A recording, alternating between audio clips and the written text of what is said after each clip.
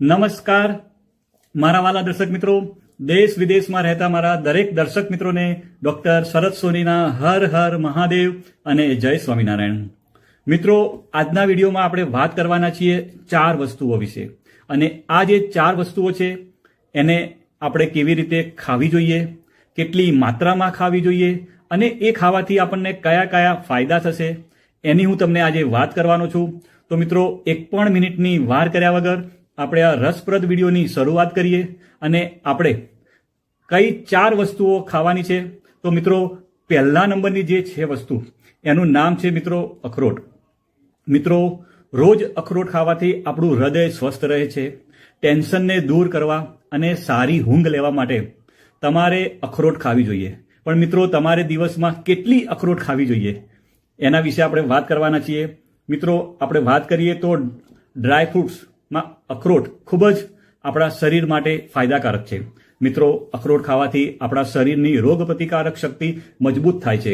મિત્રો, અખરોટમાં omega 3 fatty acid હોય છે જે તમારા હૃદયને સ્વસ્થ રાખવામાં મદદ કરે છે. મિત્રો, અખરોટ ખાવાથી આપણું મગજ એકદમ તેજ અને સક્રિય બને છે. મિત્રો, અખરોટની વાત કરું તો એની અંદર ભરપૂર માત્રામાં iron, phosphorus, copper, protein, calcium, magnesium અને સેલેનિયમ જેવા પોષક તત્વો ભરપૂર માત્રામાં હોય છે. મિત્રો, મોટાભાગના લોકો અખરોટને પલાળ્યા વગર જ ખાય છે. મિત્રો, આજે હું તમને અખરોટ ખાવાની સાચી રીત અને એની માત્રા તમને બતાવવાનો છું. મિત્રો, હવે આપણે વાત કરીએ તો આપણે દિવસમાં કેટલી અખરોટ ખાવી જોઈએ. તો મિત્રો, આપણે દિવસમાં 2 અખરોટ ખાવી જોઈએ. એનાથી જો તમે વધારે અખરોટ ખાઓ છો તો એનાથી નુકસાન પણ થવાની શક્યતા છે. મિત્રો, કોઈ પણ વસ્તુ હોય, સારામાં સારી વસ્તુ હોય, પણ જો એની માત્રાથી આપણે વધારે ખાઈએ તો એ આપણને ફાયદો તો કરવાનું જ નથી, પણ આપણને નુકસાન પણ કરી શકે છે. હવે મિત્રો, અખરોટ ખાવાની રીત વિશે વાત કરું તો મિત્રો, શિયાળો હોય ત્યારે તમે અખરોટને પલાળ્યા વગર ખાઈ શકો છો, પરંતુ ઉનાળામાં તમારે અખરોટને પલાળ્યા પછી જ મિત્રો ખાવી જોઈએ. અખરોટને આખી રાત પાણીમાં પલાળી રાખો અને પછી આપણે એને જો સવારે ખાઈશું તો આપણા શરીરને ઘણા બધા મિત્રો ફાયદા થાય છે. તો મિત્રો, અખરોટ ખાવાથી કયા કયા ફાયદા થાય છે તો મિત્રો, તમને ખબર જ છે કે એનો શેપ કેવો હોય છે. તો એના શેપ મગજ જેવો હોય છે, અખરોટનો આકાર. તો મિત્રો, એ શું કરે છે તો આપણા મગજની કાર્યક્ષમતા વધારવાનું કામ કરે છે, આપણા હાર્ટને એકદમ હેલ્ધી રાખવાનું કામ કરે છે. મિત્રો, એની અંદર ઓમેગા 3 ફેટી એસિડ અને ભરપૂર એન્ટીઓક્સિડન્ટ હોય છે જે હૃદયની બીમારીઓમાં પણ ખૂબ જ ફાયદો આપે છે. મિત્રો, અખરોટના સેવનથી તણાવ ઓછો થાય છે અને સારી ઊંઘ આવે છે અને આપણું માઇન્ડ એટલે કે મગજ એકદમ શાંત રહે છે. મિત્રો, અખરોટ ખાવાથી કોલેસ્ટ્રોલ લેવલ ઓછું થાય છે, એટલે કે જે ખરાબ કોલેસ્ટ્રોલ હોય છે જેને આપણે LDL કહીએ છીએ કે જે લો ડેન્સિટી લાઇપોપ્રોટીન, અને મિત્રો જે ગુડ કોલેસ્ટ્રોલ એટલે કે HDL હાઈ ડેન્સિટી લાઇપોપ્રોટીન એની માત્રામાં વધારો થાય છે. મિત્રો, બીજા ફાયદાની વાત કરું તો મિત્રો, અત્યારની વાત કરીએ તો મોટાપાની સમસ્યા ખૂબ જ જોવા મળે છે. મિત્રો, મોટાપો વધવાથી લોકોમાં હાર્ટ એટેકનું જોખમ પણ મિત્રો વધી રહ્યું છે. અત્યારે ન્યૂઝપેપર હોય, સમાચાર હોય, ટીવીમાં પણ નાના નાના લોકોને હાર્ટ એટેક આવવાના સમાચારો આવી રહ્યા છે. 21 વર્ષનો છોકરો હોય, 17 વર્ષનો છોકરો, એવા નાના નાના છોકરાઓમાં પણ અત્યારે હાર્ટ એટેકનું જોખમ વધી રહ્યું છે. પહેલા તો આપણે જાણતા હતા કે મોટી ઉંમરના લોકો હોય એ લોકોને જ હાર્ટ એટેક આવતું હતું. મિત્રો, જો તેવા લોકો હોય તો તેવા લોકોએ અખરોટનું જો સેવન કરે તો એ લોકો માટે ખૂબ જ ફાયદાકારક માનવામાં આવે છે. અખરોટ ખાવાથી વજન કાબૂમાં રહે છે અને હૃદયના રોગોથી પણ આપણે બચી શકીએ છીએ. મિત્રો, વાત કરું તો અખરોટ શરીરમાં વધેલા કોલેસ્ટ્રોલને પણ ઘટાડવામાં મદદ કરે છે. મિત્રો, ઘણી વખત હૃદયની બીમારીઓને કારણે લોકોના શરીરમાં સોજા આવવા લાગે છે, અને જો આવી સ્થિતિમાં જો તમે દરરોજ અખરોટનું સેવન કરો છો તો તમને સોજા ઓછા કરવામાં પણ ફાયદો થાય છે. મિત્રો, અખરોટની અંદર પોલિફિનોલ્સ હોય છે જે તાણ અને બળતરા ઘટાડવામાં મિત્રો મદદ કરે છે.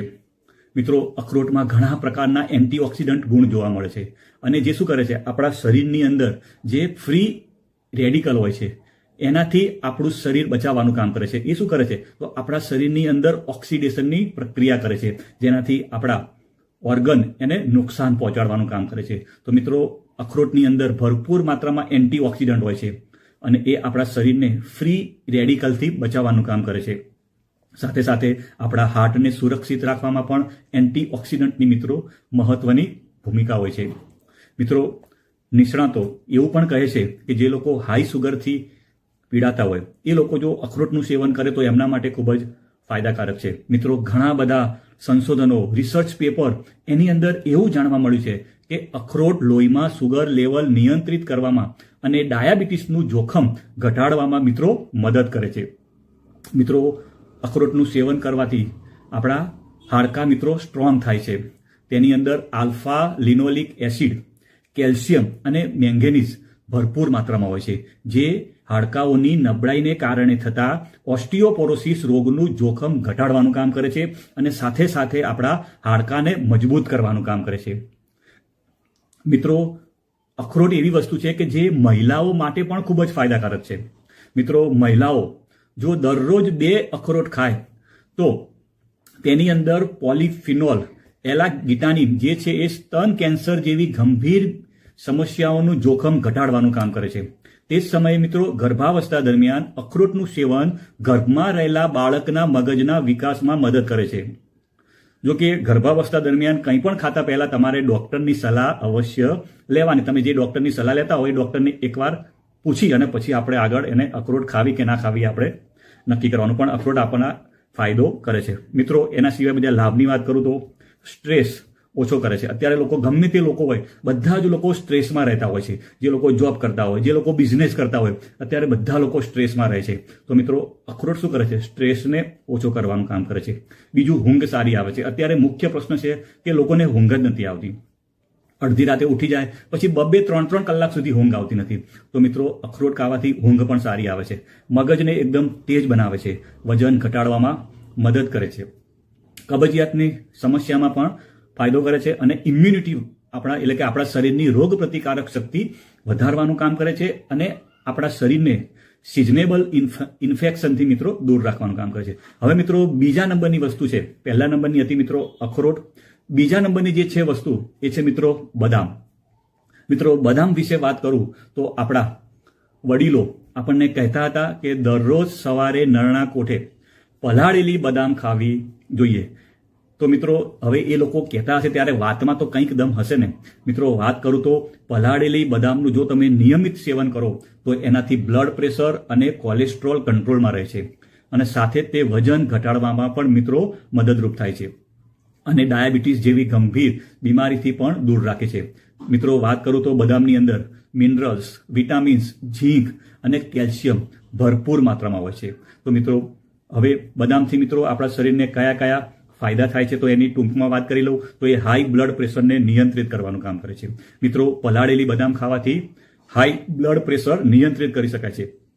બદામ ખાવાથી લોહીમાં આલ્ફા ટોકોફેરોલની માત્રા વધી જાય છે, તેથી આ બ્લડ પ્રેશરને કંટ્રોલમાં રાખે છે. સાથે સાથે વાત કરું તો મિત્રો કોલેસ્ટ્રોલને પણ એ કંટ્રોલમાં રાખે છે. આપણા શરીરની અંદર જે બેડ કોલેસ્ટ્રોલ હોય, જે LDL હોય, એની સમસ્યા અત્યારે દિવસે ને દિવસે વધી રહી છે. એની પાછળનું કારણ છે કે આપણી લાઈફસ્ટાઈલ.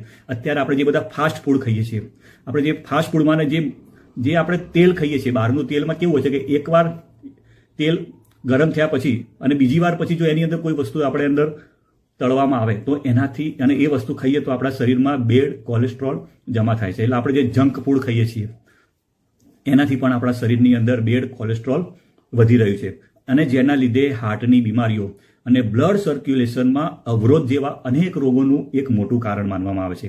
અને જો મિત્રો તમે પલાળેલી બદામ ખાઓ છો તો તમે બેડ કોલેસ્ટ્રોલ પર નિયંત્રણ રાખી શકાય છે અને જે છે બેડ કોલેસ્ટ્રોલ એટલે કે જે ખરાબ કોલેસ્ટ્રોલ છે એનું લેવલ પણ આપણે ઘટાડી શકીએ છીએ.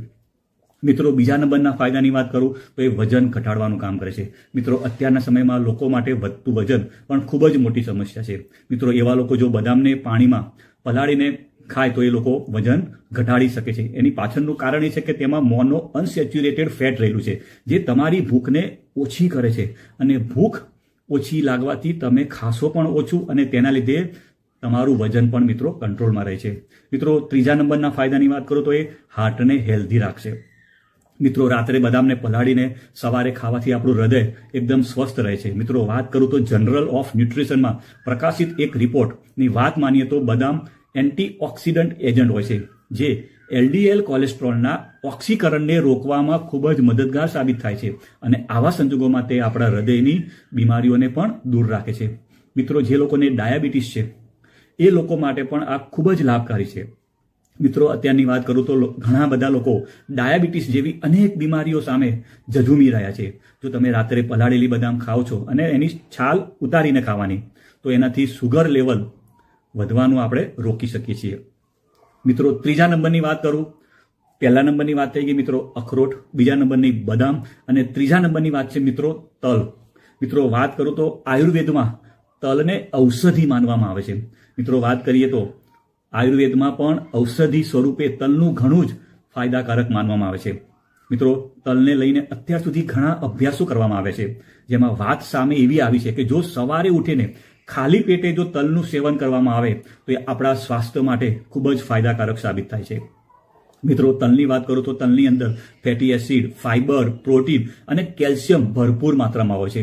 મિત્રો, તલ હેલ્થની સાથે સાથે આપણા સ્કિન તથા આપણા વાળ માટે પણ ખૂબ જ ફાયદાકારક માનવામાં આવે છે. મિત્રો, તલના ફાયદા વિશે વાત કરું તો પહેલો ફાયદો છે મિત્રો કબજિયાત માટે.